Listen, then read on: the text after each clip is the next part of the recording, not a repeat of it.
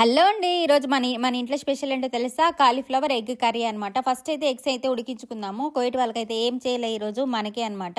నిన్నటి వంట ఉండింది అదే తిన్నారు. ఇలా ఇక్కడైతే కాలీఫ్లవర్ కట్ చేసుకుని ఇందులో అయితే హాట్ వాటర్ వేసుకొని పక్కన పెట్టేయాలి. ఎందుకంటే ఇందులో ఏమన్నా పురుగులు పాడు ఉంటే బయటకు వచ్చేస్తాయి. తర్వాత వాష్ చేసుకొని కర్రీలో వేసుకోవచ్చు. ఫస్ట్ అయితే ప్యాన్ పెట్టేసి ఆయిల్ వేసి ఆయిల్ హీట్ అయిన తర్వాత ఆనియన్ కరివేపాకు వేసి బాగా ఫ్రై చేసుకోవాలి.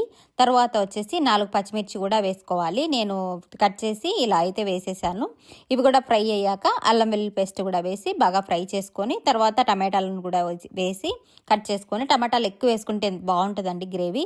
తర్వాత ఉప్పు పసుపు వేసుకొని టమాటాలను అంతా బాగా మగ్గించుకోవాలి. మసాలా అంతా బాగా మగ్గిన తర్వాత టమాటాలు ఎంత వేస్తే అంత బాగుంటుందండి టేస్ట్. తర్వాత మనం ముందుగా ఉడికి నీళ్ళు వేసి కట్ చేసి పెట్టుకున్న కాలీఫ్లవర్ను కూడా వేసి బాగా ఫ్రై చేసుకొని అందులోకి ధనియాల పొడి కారం పొడి వేసి మసాలాలు బాగా ఫ్రై చేసుకోవాలి. అంతే. తర్వాత ఉడికించిన గుడ్లని కాట్లు పెట్టుకొని ఫ్రై చేసి కూడా వేయచ్చు. నేనైతే అలాగే వేసేసాను. గ్రేవీకి సరిపడా వాటర్ వేసుకొని ఉడికించుకోవడమే. అంతే. Simple and tasty cauliflower egg curry ready.